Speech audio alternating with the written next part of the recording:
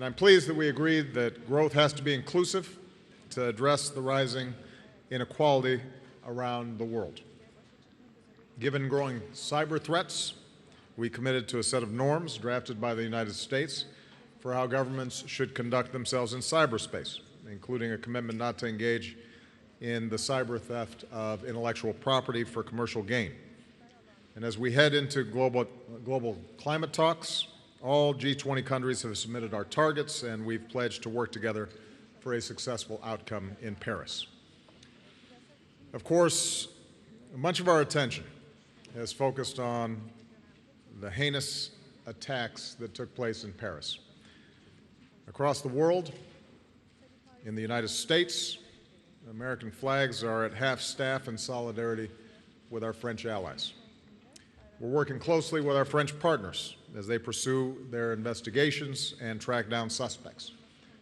France is already a strong counterterrorism partner, and today we're announcing a new agreement. We're streamlining the process by which we share intelligence and operational military information with France.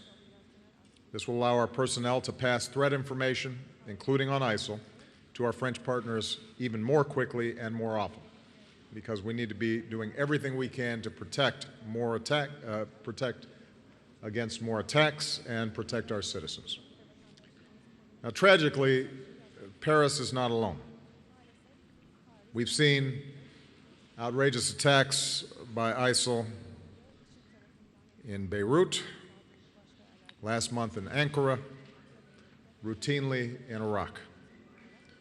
Here at the G20, our nations have sent an unmistakable message that we are united against this threat. ISIL is the face of evil. Our goal, as I've said many times, is to degrade and ultimately destroy this barbaric terrorist organization.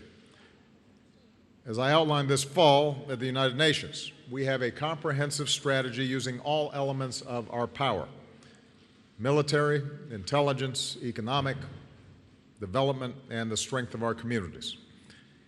We have always understood that this would be a long-term campaign. There will be setbacks and there will be successes. The terrible events in Paris were obviously a terrible and sickening setback. Even as we grieve with our French friends, however, we can't lose sight that there has been progress being made. On the military front, our coalition is intensifying our airstrikes, more than 8,000 to date. We're taking out ISIL leaders, commanders, their killers. We've seen that when we have an effective partner on the ground, ISIL can and is pushed back. So local forces in Iraq, backed by coalition air power, recently liberated Sinjar. Iraqi forces are fighting to take back Ramadi. In Syria, ISIL's been pushed back from much of the border region with Turkey. We've stepped up our support of opposition forces who are working to cut off supply lines to ISIL's strongholds in around Raqqa. So in short, both in Iraq and Syria, ISIL controls less territory than it did before. I made the point to my fellow leaders that if we want this progress to be sustained, more nations need to step up with the resources that this fight demands. Of course, the attacks in Paris remind us that it will not be enough to defeat ISIL in Syria and Iraq alone. Here in Antalya, our nations therefore committed to strengthening border controls, sharing more information, and stepping up our efforts to prevent the flow of foreign fighters in and out of Syria and Iraq. As the United States just showed in Libya, ISIL leaders will have no safe haven anywhere, and will continue to stand with leaders in Muslim communities, including faith leaders, who are the best voices to discredit ISIL's warped ideology. On the humanitarian front, our nations agreed that we have to do even more individually and collectively to address the agony of the Syrian people.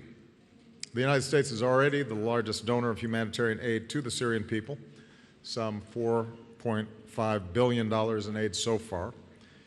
As winter approaches, we're donating additional supplies, including clothing and generators, through the United Nations. But the UN appeal for Syria still has less than half the funds needed. Today, I'm again calling on more nations to contribute the resources that this crisis demands. In terms of refugees, it's clear that countries like Turkey, Lebanon, and Jordan, which are already bearing an extraordinary burden, cannot be expected to do so alone. At the same time, all of our countries have to ensure our security. And as president, my first priority is the safety of the American people. And that's why even as we accept more refugees, including Syrians, we do so only after subjecting them to rigorous screening and security checks. We also have to remember that many of these refugees are the victims of terrorism themselves. That's what they're fleeing. Slamming the door in their faces would be a betrayal of our values. Our nations can welcome refugees who are desperately seeking safety and ensure our own security. We can and must do both. Finally, we've begun to see some modest progress on the diplomatic front, which is critical because a political solution is the only way to end the war in Syria and unite the Syrian people and the world against ISIL. The Vienna talks mark the first time that all the key countries have come together, as a result, I would add, of American leadership, and reached a common understanding. With this weekend's talks, there's a path forward. Negotiations between the Syrian opposition and the Syrian regime under the auspices of the United Nations, a transition toward a more inclusive representative government, a new constitution, followed by free elections, and alongside this political process, a ceasefire in the civil war, even as we continue to fight against ISIL. These are obviously ambitious goals. Hopes for diplomacy in Syria have been dashed before. There are any number of ways that this latest diplomatic push could falter, and there are still disagreements between the parties, including, most critically, over the fate of Bashar Assad, who we do not believe has a role in Syria's future because of his brutal rule. His war against the Syrian people is the primary root cause of this crisis. What is different this time, and what gives us some degree of hope, is that, as I said, for the first time, all the major countries on all sides of the Syrian conflict agree on a process that is needed to end this war. And so while we are very clear-eyed about the very, very difficult road still ahead, the United States, in partnership with our coalition, is going to remain relentless on all fronts: military, humanitarian, and diplomatic. We have the right strategy, and we're going to see it through. So with that, I'm going to take some questions, and I will begin with Jerome Cartelia of AFP.